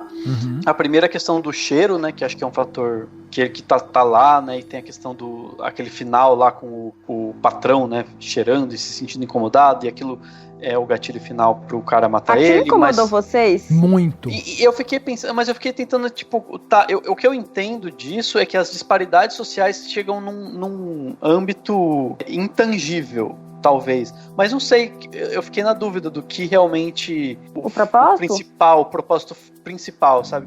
Porque tem a ver, eles falam do sabonete, falam não sei o que, mas é a casa, mas é o cheiro mas eu acho que é isso, tipo, é o quanto as disparidades sociais, elas entram em âmbitos totalmente diferentes, até para fazer uma relação com algo que aconteceu durante a mostra, né? Tipo, não foi nem a mostra, mas enfim, foi quando a gente foi lá na... Ai, meu Deus, eu viu Vida Invisível, depois teve a coletiva de imprensa aquele hotel chiquérrimo lá, como que chama aquele hotel? É, que eles fizeram, acho que quase todas as coletivas naquele hotel, não foi? Isso, enfim, aquele hotel chique, esqueci o nome dele agora. Eu esqueci também. E quando eu entrei nele, eu falei, gente, isso aqui tem cheiro de riqueza, tipo, você entra no lugar, é um cheiro de riqueza. Então eu acho que tem isso, assim, não sei, é muito louco isso, mas é bem isso, tipo, e aí, provavelmente eles estão naquele ambiente, né, mega amplo e tal, e aí aquilo... E sei lá, eu achei muito louco, assim, que o filme quis passar com isso, sabe? Então, Dani, deixa eu te contar uma história. Eu gosto de fazer, todo dia de manhã, um ovinho, sabe? E aí, esses dias, eu fui fazer meu ovo e peguei um ovo podre, cara. Cara, é tão insuportável o ovo podre, tem um cheiro tão horroroso. Não, então... E aí, a hora que eu peguei, bati ele assim, que veio aquele cheiro, eu meio que perdi a noção. O que eu vou fazer com isso? Aí minha esposa veio correndo com o lixo e falou, joga aqui. Eu, joguei ali, amarrei o lixo na hora, ficou aquele negócio que impregnou em tudo. E aí eu peguei esse ovo assim, saí correndo de casa e joguei num lixo lá da rua, entendeu? E mesmo assim, aquela coisa... ficava me lembrando, ficava me trazendo aquilo ali, vira e mexe trazia. E aí quando eu vi o filme, esse negócio do cheiro me incomodou tanto, porque pra mim essa simbologia do olfato, né, de você tipo sentir os cheiros, ele traz muito isso. Primeiro que ele traz recordação, é um dos sentidos que mais traz isso, né, essa questão da recordação, de memórias e tal. Segundo que ele desperta na gente outros sentidos, né, você tem tipo, dá arrepio, sabe, tem outras Então, mas esse coisas. É o problema, tipo, então quer dizer que na verdade o menino reconhece meio que um cheiro em toda a família, e o cara não... Daí ele tem até aquela citação lá, que o cara tá embaixo da mesa e ele dá aquela fungadinha na própria roupa pra tentar identificar se ele tem realmente esse cheiro, e o homem rico lá falando que ele tem um cheiro que é não sei o que, né, que incomoda ele e tudo mais. Esse que é o problema, tipo, é como se o filme estivesse dizendo, então, que, tipo, viver numa casa muito pobre ou ser pobre te faz ter cheiro, entendeu? Não. Eu não acho que é a coisa de viver numa casa que te dá um cheiro. Eu acho que é uma analogia para essa ideia de que é mais do que essa coisa da riqueza, sabe? E de que, assim, ricos são bem tratados. Se você é rico desde sempre, você vai ter grande possibilidade de ser sempre mais bonito, mais bem cuidado, mais bonito no sentido de ser mais bem cuidado. Mas eu acho que não é essa a grande questão do filme. Para mim, a grande questão tá na pobreza. Sabe? E que a pobreza é um estado... que gera repulsa, né? Isso. E que ela... Exatamente, acho que a palavra é essa, é repulsa. Ela te afasta. E quanto mais pobre você é, mais a distância você vai ficando, sabe? Isso, pra mim, então isso que eu pensei. É isso. A questão é isso. Por isso que eu falei do intangível, né? Porque realmente é algo que vai além do simplesmente eu não tenho a mesma roupa e eu não moro numa casa grande. Não é só isso. Porque você pode dar a mesma roupa pra alguém, você pode dar um banho de loja. Pegando um filme bem nada a ver com Parasita, por exemplo, você pega, sei lá, uma linda mulher e ela tem toda uma história lá, ela usa aquelas roupas que são consideradas vulgares e tal, e aí ela toma um banho de loja quando ela conhece o personagem do Richard Gere. Mas, ao mesmo tempo, os costumes dela são diferentes para os costumes daquele mundo. E, independente da roupa que ela veste, da forma dos produtos que ela usa, ela ainda não se encaixa dentro daquele ambiente. Exato. E aí, então, voltando para minha analogia do meu ovo podre, eu me incomodei muito com essa cena por isso, porque assim, a questão do cheiro, ela é uma coisa que pode trazer justamente essa repulsa, esse afastamento com aquilo ali, né? Então, por exemplo, eu quando tive essa questão do cheiro, eu achei que a minha casa inteira estava fedendo o ovo, entendeu? Eu acendi incenso, eu tentei fazer alguma coisa para eu afastar aquele cheiro ali de mim, sabe? Porque era um cheiro horroroso do ovo podre. Quando eu vi essa cena, eu achei que era a mesma coisa. E o que eu achei interessante é que o filho pequeno, enquanto ele ainda não tem todas essas determinações sociais do que é bom, do que é ruim, que eu sou rico, eu sou pobre e tal, ele ainda não entende isso. Ele chega enfia a cara na calça da mulher e fala assim, essa daqui tem o mesmo cheiro do outro. E o filho não faz careta, o filho não fala nada, ele só fala assim, eles têm o mesmo cheiro. O pai tem uma repulsa daquilo. O pai cheira e fala, puta, eu sinto um cheiro ruim. E é interessante que quando ele fala isso pra esposa, a esposa passa também a ter a mesma repulsa. A esposa que até então tratava com ele, ia com ele no supermercado e tudo mais, você não via ela tendo esse tipo de demonstração, mas foi o marido dizer, e ela demonstra ali, né, que ela é a dona da casa, que ela cuida da casa, que o cara é o cara que trabalha, que é o cara que tem o sustento, ele tem aquela pose, né, de ser um super empresário e tal, que o que ele fala é lei ali dentro daquela casa e tal, e aí, assim, quando ele passa essa informação pra ela toma aquilo ali como verdade. E aí tem a cena em que eles estão indo lá pra comprar as coisas pra festa, em que a mãe da família rica também demonstra a mesma repulsa pelo cheiro do cara. Então, assim, pra mim essa cena do cheiro, essa coisa de olfato, ela me incomodou por isso. Porque, cara, se você tem um problema de cheiro, é difícil de você conseguir ficar perto daquilo, entendeu? Por isso que eu achei uma ótima simbologia, assim. E eu tinha acabado de viver o negócio do ovo podre, então me ajudou ainda mais. Pra mim foi muito forte, por isso também. Eu sou uma pessoa que tem grandes problemas com cheiros, sabe? Então me deu uma agonia tão grande, porque eu fiquei pensando assim, que horror, sabe? E eu fiquei pensando no cara, no rico, que pessoa horrorosa, sabe? Pensando assim, nossa, provavelmente ele nem tem esse cheiro horrível, é só mais uma marca das diferenças sociais. E aí eu fiquei muito incomodada, muito. Exato. Sabe? E aí eu queria, você falou, desculpa, só entrar numa outra questão que tem a ver, né, porque quem percebe isso e fala é o menino. Eu fiquei muito na dúvida, pra mim, esse menino sabia de muita coisa e tava na dele. Porque tem muitas coisas assim, primeiro que ele sabe de código Morse, aí tem aquela lâmpada, né, que o homem lá embaixo ficava acendendo e apagando pra mandar mensagem. Tem aquele momento em que ele tá identificando, né, a mensagem de socorro, e o menino passa aquela noite na barraca, e de lá dá pra ver embaixo daquela mesa. Vocês tiveram essa mesma impressão que eu, de que ele tava sabendo de tudo, ou de que ele tava vendo muito mais, até por ele ser artista, ele ser um menino que gosta de desenhar, então ele é um artista, ele consegue olhar algo além e enxergar mais, mas ao mesmo tempo ele tava na dele, eu não sabia como dizer. É engraçado, eu não pensei que ele via mais por ele ter sensibilidade de artista. Na verdade, eu pensei que ele prestava atenção em outras coisas porque ele é criança. Tá. Porque criança vê o mundo de uma maneira completamente diferente da que a gente vê. E presta atenção em outras coisas. Mas também a percepção da criança nem sempre é 100% realista, exatamente porque ela ainda não tem vivência. Mas eu acho que ele é criança, ele tá prestando atenção em outras coisas. Então ele estava vendo coisas que estavam acontecendo na casa e que, de modo geral, eram muito óbvias, mas que eram óbvias para ele, justamente por ele ser criança. Mas para os adultos não eram óbvias porque tá todo mundo muito preocupado. A mãe, no caso dos filhos precisarem de professor, a mãe achando que o próprio filho mais novo tá vendo fantasmas, sabe? E enquanto isso, a criança tá vendo de fato o que tá acontecendo.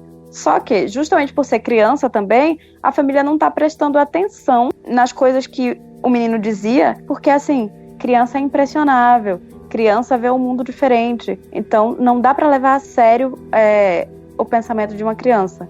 Então, sempre que ele tentava avisar alguma coisa, ninguém tava nem aí. E, de fato, ele é o único que tá vendo as coisas sem o filtro, sem a barreira social, talvez, eu nem, sabe? Eu não acho que ele sabia das coisas, eu acho que realmente tem essa questão dessa visão infantil ali e tal, até porque quando ele se depara, né, com o tal do fantasma ali e tal, ele não sabe lidar com aquilo, né, uma criança, então, pô, surgiu um cara dentro de casa com uma puta cara de maluco lá e tal, o moleque pirou e teve a convulsão dele ali e tal, então eu nem acho que ele sabia das coisas, mas eu acho que tem realmente essa questão dessa visão infantil também, né, de como a gente às vezes não leva tão a sério. Pra gente, né, partir mais pro final do filme, tem a grande cena final, né, quando o pai da família Kim tá lá, e aí ele tá preso lá naquele porão, e ele escreve a carta, e ele faz o código Morse e tal.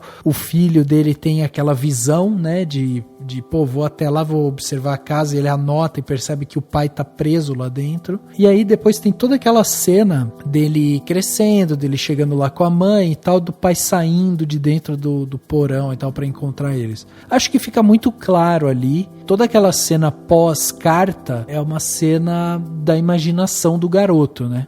Eu acho que a gente tem essa sensação muito clara, né? Porque ele não fica no normal dele, depois que ele vai pro hospital, que ele tomou aquelas pedradas na cabeça ali e tal, ele já não tá no normal dele, assim. E também eu acho que existem dois fatores muito claros. O primeiro é como ele iria escrever uma carta e mandar pro pai, para falar pro pai, se mantenha aí, vivo, não sei o que eu vou dar um jeito de comprar a casa e tal. Como que ele ia mandar essa carta se ele só consegue receber a mensagem do pai através do código Morse, né? Então já fica essa dúvida, ele teria que enfiar a carta lá no buraco de algum jeito pro pai receber. Então já é uma coisa meio estranha como ele conseguiria passar essa mensagem pro pai. E a segunda é justamente esse lapso temporal que o filme traz, que não é comum do filme também, né? Tipo, ele é meio que um corte, inclusive na sua própria narrativa. Primeiro, né? que eu me incomodei um pouco, não tanto, não precisa me crucificar, gente,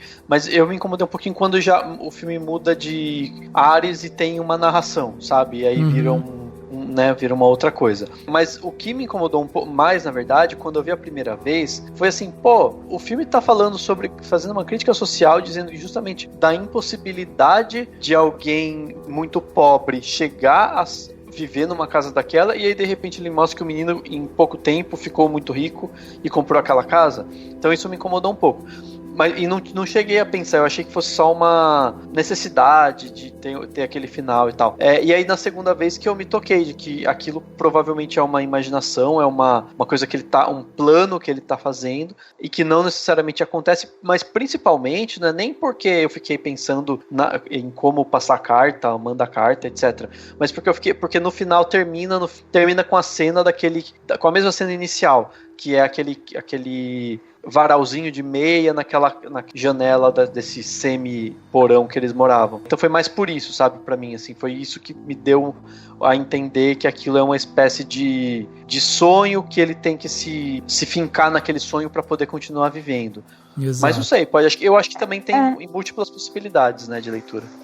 Pra mim, eu não tinha pensado em outra possibilidade, sendo bem honesta, além daquilo ser o desejo dele, do filho. Pra mim não era real, e assim, quando eu terminei de ver, eu pensei que era o seguinte, ele tava pensando que aquilo era o que ele ia de fato realmente ficar, como o Daniel falou, assim, ele tá fincado naquele sonho, porque para ele conseguir mudar a realidade dele e da família dele, ele tem que se tornar uma daquelas pessoas ricas, porque não existe outra possibilidade, sabe? Porque dentro daquele contexto, o pobre sempre vai se dar mal. Então, para as coisas se resolverem, ele tem que se tornar uma pessoa rica, sabe? Então, eu pensei que era, tipo, o desejo dele que aquilo acontecesse para ele poder ver o pai dele de novo, sabe? Não sei, mas de qualquer forma, aquele momento que ele começa a narrar e tal, me pareceu que dá uma deslocada, sabe?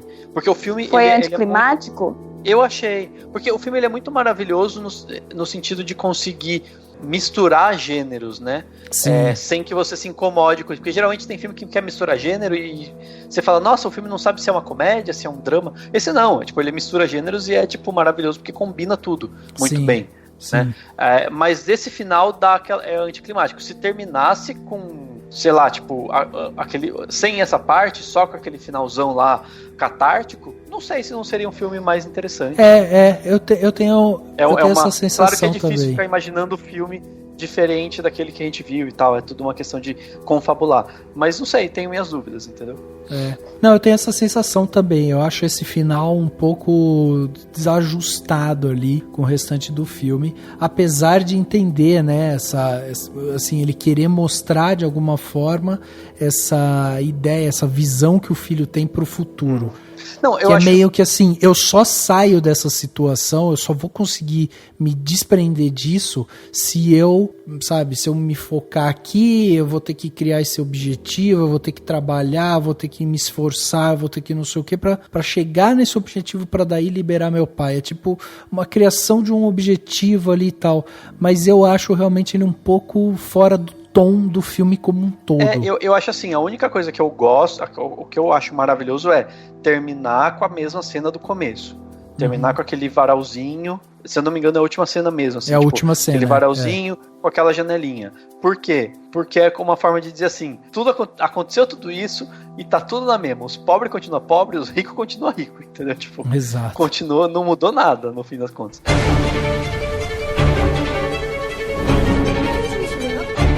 내가 원래 선을 넘는 사람을 제일 싫어하는데.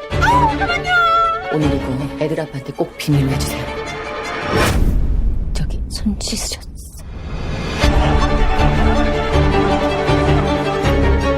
그럼 우리 바로 진행하는 거야? 나 이제 사람을 못 믿잖아.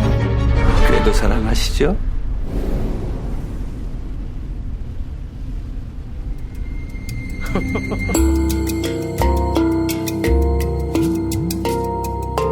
Pessoal, vamos dar aqui as nossas notas, então, para Parasita, para carimbar, né, quanto que a gente gostou desse filme e tal. Lembrando que pode ser nota de 0 a 5, podendo ser nota quebrada, né, pode ser 3,24, pode ser 2,15, então pode ser qualquer nota. E eu vou começar com você, Dan, você que estava aí já falando do final, de coisas que você às vezes não gostou. Então diz pra gente qual que é a nota que você vai dar pra Parasita, aquela conclusão final. Sim. Então, como eu disse, né, na primeira vez que eu vi, eu fiquei um pouco pensativo, saí do filme reflexivo, inclusive saí do filme e logo depois conversei com a Carissa, que ela falou que você falou, né, Carissa, tipo, nossa, adorei o filme, inclusive quem é o Parasita, né? Que eu fiquei pensando depois nisso. Foi bem legal.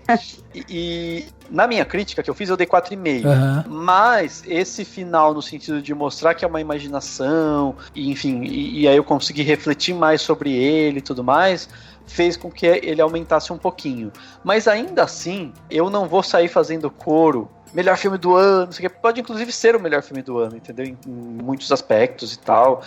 Acho que provavelmente vai ser indicado ao Oscar e provavelmente vai ganhar de filme internacional. Deve ser indicado às outras coisas e torço para que, né, faça muito sucesso e quero muito que as pessoas vejam e tal. Mas ainda assim não vou dar nota 5, então eu vou dar 4,9. 4,9, olha aí. O Dani tá trazendo agora pra mesa um tipo de voto que é o voto birra. Se for por causa disso, é verdade, pareceu. Mas ó, tem um exemplo, Carissa, depois você escuta o nosso podcast sobre Coringa, você vai ver a explicação do Dani pra nota dele. E ele se enrola e fica, não, porque é subjetivo, não sei o que, ele dá uma nota um pouco mais baixa. Eu falei, Dani, você tá dando voto assim porque você não quer dar voto que todo mundo tá dando. Ele, é isso mesmo. Quero 5. Você tá aí dando 5 pra tudo. É, isso aí. Adoro. Perfeito. Tá aí, então. 4.9, nota do Dani. E você, Carissa, quanto que você vai dar pra Parasita? Então, eu não revi o filme, eu assisti só na coletiva da mostra mesmo. Quero rever, talvez o filme cresça um pouco mais. Mas eu saí achando o filme muito bom. Inclusive, eu tive a impressão de que eu tinha gostado mais do filme do que você, Daniel. Mas a minha nota não vai ser tão alta quanto a sua. Talvez por não ter revisto o filme. Porque, na verdade, eu acho que é um filme muito bom em muitos aspectos. Eu acho que de fato, é um dos melhores filmes do ano. Eu acho que ele transita por gêneros com uma fluidez, assim, que talvez... Sei lá, eu acho que fazia tempo que eu não via em um filme. Mas, ao mesmo tempo, eu acho que no final ele se estende um pouco mais do que deveria, sabe? Uhum. E é aí que tá. Eu não revi, talvez numa revisitada a minha impressão mudasse. Uhum. Mas não exatamente pelos mesmos motivos. A narração em si, naquele final, aquela leitura da carta, por mais que me cause um pouco de estranhamento, não necessariamente me incomoda. Eu até vejo lógica dentro do que ele quer propor. Mas pra mim, tudo aquilo se estende um pouco mais do que deveria, sabe? É quase como se o clímax do filme acontece e a gente dá um final um pouco mais anticlimático, que eu também acho que é a proposta do diretor, mas que até certo ponto me incomoda, sabe? Sei. E é por isso que eu vou dar 4,5. 4,5. Assim, ainda é um dos melhores filmes do ano. Eu espero que ganhe, espero que vá ao Oscar e que ganhe prêmio, sim.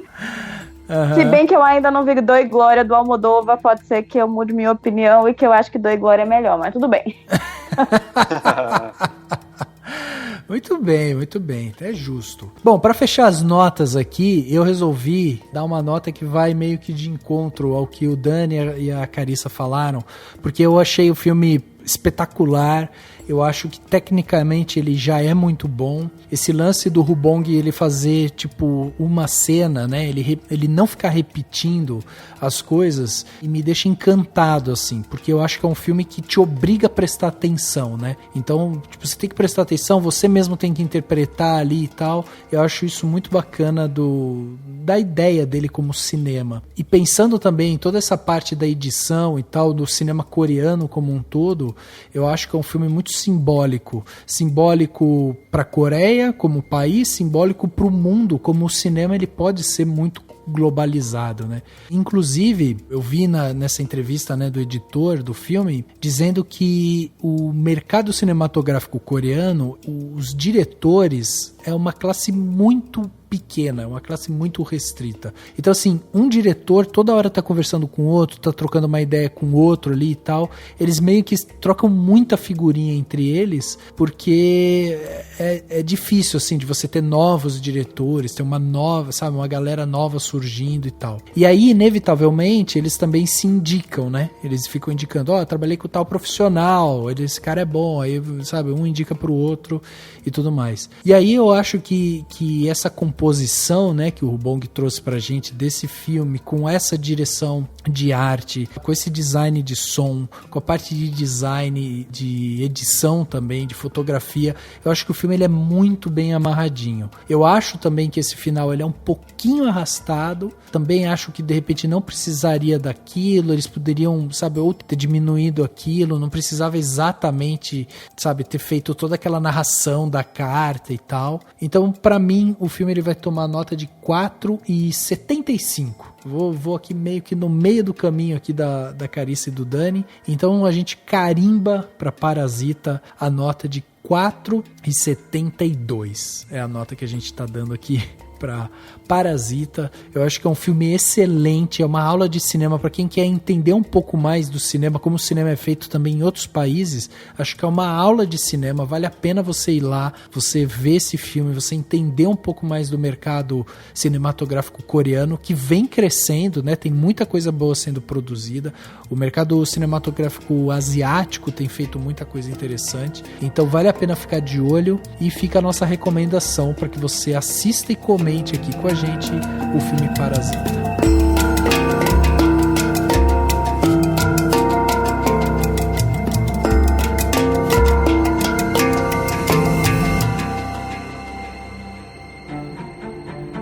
Dicas para a sua semana? no Plano Detalhe.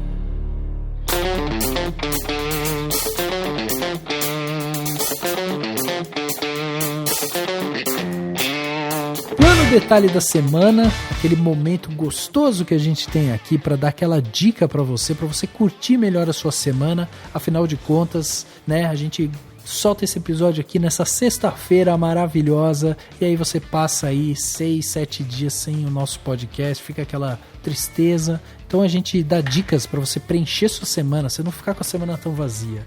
E Dani, diz pra gente, o que você trouxe pra gente aí de Plano Detalhe nessa semana? Eu trouxe várias coisas. Ô, louco! Primeira coisa, eu vou indicar um texto do Cláudio Gabriel, que gravou, né, alguns podcasts com a gente, inclusive gravou o último que a gente gravou com a Carissa, né, o do Bacurau, que ele estava com a gente também. Ele escreveu um artigo no UOL que ele fala sobre o cinema coreano como um todo e como que a Coreia do Sul está fortalecendo o soft power dela com o cinema, né, e que não deixa de ser uma lição de cinema pro Brasil, né, que tá passando pelo contrário, né. Então, vou indicar esse artigo, é um artigo bem interessante, ele dá uns números sobre o crescimento do cinema na Coreia, como que eles fizeram com cota de tela, sabe, essas coisas de tipo, não pode mais tantos filmes americanos, vai ter que estrear filme do nosso país e tal. Ele fala umas coisas assim, é bem interessante, muito bom ler esse texto para entender o que está acontecendo. E é isso, esse é o primeiro plano detalhe. Maravilha. Segundo plano detalhe,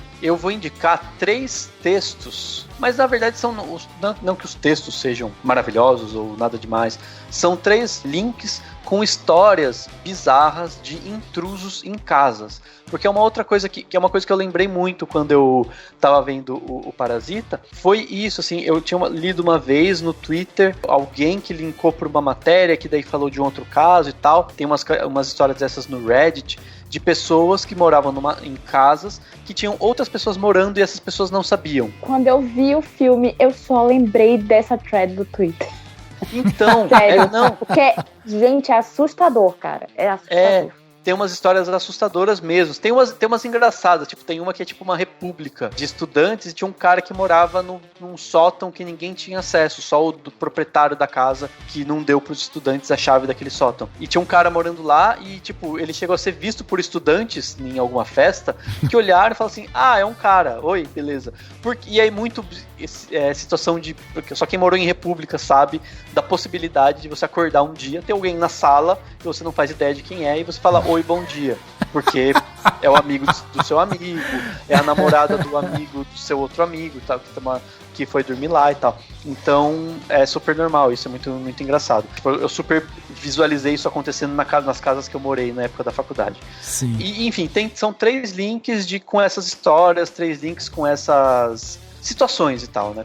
Com essas histórias para as pessoas verem e de repente entenderem que tem coisas bizarras que acontecem. E por último, e mais importante, porque eu pirei nesse vídeo, eu vou indicar um vídeo que tem no YouTube, né? De um canal do YouTube. E depois, se as pessoas quiserem se estender pro canal em si, é bem legal. É uns malucos que abriram tipo essas, sei lá, é tipo uma startup com empresa que gasta dinheiro viajando e eles ajudam pessoas a viajar, é muito louco. Mas eu vou indicar basicamente o vídeo que chama Traveling to the Least Visited Country in the World. Eu fiquei fascinado, porque o cara foi para um país chamado Tuvalu, né, que fica lá no meio do Pacífico e que é considerado o país menos visitado do mundo, o país que menos tem turistas e pessoas que vão pra lá, e ele foi pra lá, e tipo, a experiência que ele tem lá, aparentemente é incrível, ele faz umas imagens incríveis, ele mostra umas coisas super interessantes, e é tipo, muito interessante você ver que tem pessoas vivendo numa ilha, no Pacífico, com uma vida super pacífica, inclusive, é uma coisa super tranquila, tipo um aeroporto minúsculo que só tem acho que 1 ou 2 voos por dia, e aí durante o resto do dia as pessoas jogam bola na pista e tal. É muito legal, assim, é muito interessante.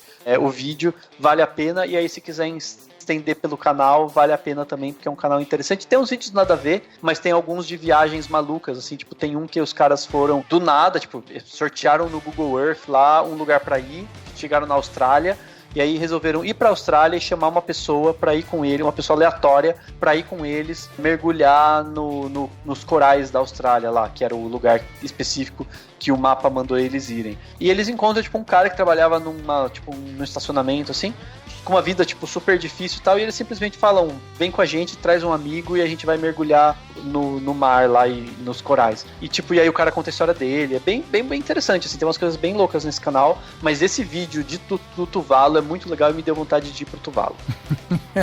Demais, tá aí. Artigos e vídeos que o Dani trouxe pra gente. Carice, e você? O que você trouxe pra gente aí, pra gente aproveitar melhor nossa semana, ficar tranquilo? Então, eu recentemente comecei a ver a primeira série lançada pelo novo serviço de streaming da Apple, né? O Apple Plus TV, acho que é esse o nome. Que é The Morning Show, que tem a Reese Witherspoon e a Jennifer Aniston. É engraçado porque aqui no Brasil eu vi que muita gente que começou a ver não gostou e tal. E eu achei bem engraçado também que a maioria das críticas que eu vi foram todas masculinas. E olha, assim, a série... pra mim tem tem uma questão aí. Tem, com certeza tem. Porque a série vai falar exatamente... É uma série pós o Me Too. E vai mostrar os bastidores de um programa de TV, né? Um programa jornalístico desses matinais que tem muito nos Estados Unidos. Aqui no Brasil tem, mas não do mesmo jeito. Que são esses programas. É um programa jornalístico, mas tem artistas que vão cantar, tem várias coisas assim. E eles costumam ter um casal de apresentadores, né? E no caso desse programa da série, existe a personagem da Jennifer Aniston e o personagem do Steve Carell. E eles trabalharam juntos como o casal das manhãs. Só que eles não são um casal de verdade, né? Mas é o casal do programa. Ele foi acusado e demitido, né? Ele foi acusado de assédio sexual e foi demitido da emissora. E aí ela vê a carreira dela totalmente desestruturada quando ela estava perto, ou pelo menos ela achava, perto de uma renovação. E aí a série vai falar sobre isso, né? Como é o universo televisivo, jornalístico, pós o Me Too. Como é essa questão de assédio no mundo de hoje, dentro dos Estados Unidos, e como é que uma mulher, e mais do que uma mulher, porque a série vai ter a Reese Witherspoon indo para um outro caminho também, mas é uma outra jornalista, mas a série vai mostrar essa coisa, assim, tipo, como é que uma mulher que tá ali na casa dos 50, chegando nos 50 anos, reestrutura a sua carreira de novo, principalmente quando ela vive uma vida de homens ditando as próprias regras e, tipo, os homens fazem as coisas erradas, muitas vezes sem nem perceber, porque uma coisa que a série faz de interessante também é ela não defende o abusador, mas ela mostra o lado dele e mostra como ele é fora da realidade, inclusive, sabe? E como é fácil pra ele acusar o outro, mas não enxergar que ele tá fazendo o mesmo tipo de absurdo, sabe? E é uma série escrita por uma mulher, dirigida por mulher, então ela é, até no discurso mesmo, ela é extremamente crítica a toda a estrutura social que a gente tem, que não permite que mulheres envelheçam e que a mulher, para subir na carreira, ela tem que estar sempre calando a boca e vivendo de acordo com ideais masculinos e, enfim, eu acho que a série vai questionar coisas bem interessantes, mas é uma série que eu sei que nem todo mundo vai gostar, mas que eu acho que é importante, é interessante, já tá renovada pra segunda temporada, tem interpretações bem boas, a Jennifer Aniston tá, assim, incrível, maravilhosa. E é maravilhoso ver a Jennifer Aniston fazendo um papel tão diferente de tudo que ela costuma fazer. E, enfim, quando a pessoa produz o próprio trabalho, né, facilita. Com certeza. Ela se coloca ela coloca um desafio pra ela mesma, né? Ao invés dela ser só a mulher engraçada, que é o que ela passou a carreira inteira fazendo, basicamente. Sim. Apesar dela ter filmes assim que ninguém viu, que ela é ótima fazendo drama, mas enfim. Não, sensacional. Com certeza, só pela sua sinopse já deu pra entender porque tem muito homem se incomodando, né? Por que será? Por que será? Pois é. Muito bem, que demais. Então, ó, tem série pra vocês verem, tem artigo pra vocês lerem, tem vídeo aí que o Dani passou pra gente e eu vou começar dando aqui meu plano de detalhe sustentável, né? Que é: não use sacolas plásticas. Eu queria incentivar as pessoas a não usarem sacolas plásticas. Use aquelas eco bags para carregar suas compras. Sacola plástica, elas são as grandes vilãs do meio ambiente. Elas são produzidas com matéria-prima oriunda do petróleo ou gás natural, que não são renováveis e elas não são biodegradáveis. Então, quando você pega a sacola plástica aí no supermercado, por mais que você reutilize ela em casa e tal, a infinidade de sacolas plásticas, elas sempre prejudicam o meio ambiente. Então, além disso, né, elas são uma causa recorrente aí de entupimentos de bueiros e tal. Então, gente, se você puder, compra uma eco bag. Ela é barata, não é cara, não é nada. Tem caixa também, caixa de papelão. Muitos supermercados hoje colocam caixa de papelão. Sacola de evento. Você vai, o povo dá tipo aquelas sacolas de pano. Tem inclusive a da Mostra de São Paulo, que é boa. Dá pra usar mesmo. Exatamente. E aí, ainda promove o evento. Olha que maravilha. Um ótimo plano de detalhe sustentável é não use sacolas plásticas. São pequenas atitudes que você toma, né, no seu dia a dia que você pode ajudar o meio ambiente. O meu segundo plano de detalhe é um vídeo. Eu acho que eu já falei aqui do canal, mas vou voltar a falar. O programa do Gregório do Vivier, que é o Greg News, né? E ele tem um programa dentro do canal lá da HBO no YouTube. E ele recentemente lançou um programa que é Greg News, tirem suas próprias conclusões. E ele vai falar sobre o caso Marielle. É sensacional. É sensacional pela narrativa, é sensacional pelas piadas, é sensacional por tudo que ele constrói ali. E mais, ele deixa essa pulga atrás da orelha para que você tire suas próprias conclusões desse caso que há tanto tempo a gente não tem uma resposta. A gente não sabe quem mandou matar a Marielle. A gente está esperando essa resposta até hoje. A justiça e a investigação correm lentas e obviamente que tá claro, né, que existem alguns interesses aí por trás disso, por isso que a gente tem esse problema de ser tão devagar essas investigações. Então eu convido vocês, vai ter link aqui no post de tudo que a gente está falando, mas vai ter link aqui também especificamente sobre esse vídeo do Gregório do Vivier, o Greg News, tirem suas próprias conclusões. Tá sensacional, foi o último episódio dele esse ano, mas ele vai voltar em 2020 com mais episódios, mais críticas e um olhar muito atento a tudo que está acontecendo. E por fim, meu último plano de detalhe de hoje é o podcast Art of the Cut Podcast, né? Que é um podcast que fala sobre edição de filmes. Quem passou esse podcast pra gente foi o nosso querido Heineken, que já gravou aqui com a gente, inclusive esteve aqui no programa do Coringa. E esse podcast é basicamente um editor americano que ele fica entrevistando os editores de outros filmes e tal. E ele fez um episódio curto de meia hora entrevistando justamente o Jim Woo, que é o editor do Parasita, é o episódio 21. E o Jim Woo, ele conversa, né, com a ajuda de um tradutor ali, ele vai explicando tudo que ele fez durante o filme, inclusive fala dos softwares que ele usou. O Parasita, para quem não sabe, foi editado no Final Cut Pro, que é uma ferramenta aí, um software da Apple, né? Ele foi editado lá e os efeitos visuais foram feitos todos no After Effects, programa da Adobe.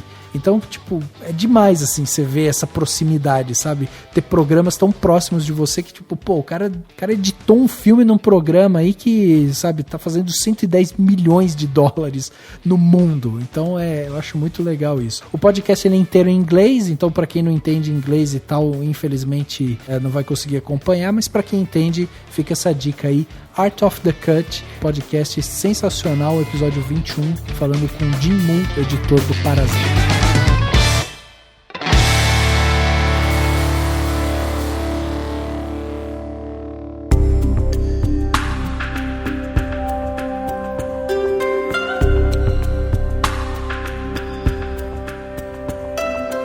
Chegando aqui no final desse podcast Cinemação 346, estamos quebrando barreiras, estamos destruindo recordes, estamos cada vez mais consolidando o podcast Cinemação aí nessa podosfera. E eu queria agradecer aqui a presença da Carissa, que veio tão gentilmente debater esse filme com a gente. Então, Carissa, obrigado pela sua presença aqui com a gente. Eu queria que você deixasse, né, um convite para quem está ouvindo a gente, quem quiser ver você em vídeo, em cores, em áudio, no YouTube, como é que faz? Primeiro, obrigada mais uma vez pelo convite, é sempre muito legal participar, adoro debater filmes com vocês, que sempre trazem umas coisas bem interessantes para pensar. Já tô até reavaliando a minha nota do Parasita, tá vendo? Já tá jogando um pouquinho pra cima. Quem sabe? A possibilidade existe, gente. Sempre existe. É isso aí, nada é fechadinho, é isso aí. Não é? E pra me achar é só procurar Carissa Vieira com C lá no YouTube, e eu também tô sempre falando de filmes, séries e mostrando meu gato, que é muito bonito, lá no Instagram. Ele é muito bonito e ele é muito fofo, gente. Então, assim, e é só procurar também Carissa Vieira lá no Instagram. Eu tô sempre por lá. E no Twitter reclamando do atual estado do Brasil, mostrando também meu gato e falando sobre os filmes que eu vejo também, porque a pessoa só fala de filme de série, gente. É uma tragédia. Demais. Fica aí esse convite, então, para você ir lá acompanhar o trabalho da Carissa, um trabalho super bem feito, que a gente gosta tanto, né? Por isso que a gente traz ela aqui também, fica esse convite. Obrigado novamente, Carissa. Dani, obrigado também pela sua presença, e já deixar um aviso, no próximo podcast, o Dani estará aqui comandando o podcast do Cinemação, porque eu estarei ausente, estarei em viagem, e o Dani, pela primeira vez na história desse país, estará sendo o host do podcast Cinemação. Host de um podcast comum, porque eu praticamente fui no da mostra. É, verdade. Lembrando. Não, mas não foi outra coisa. Mas enfim. É isso aí. Mas vou estar aqui e é isso. E vou estar aí, tô toda semana e é isso. Eu confesso que eu tô torcendo pro ano acabar logo, porque eu já estou cansado. Mas tá tudo bem, tamo feliz, tamo indo. Semana que vem tem mais filme. O podcast Cinemação 346 fica por aqui e a gente se vê no próximo.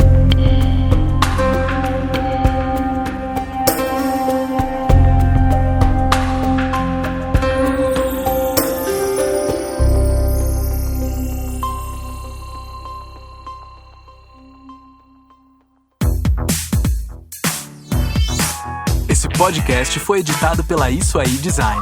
Tudo isso é forma com função. É design estratégico. É isso aí.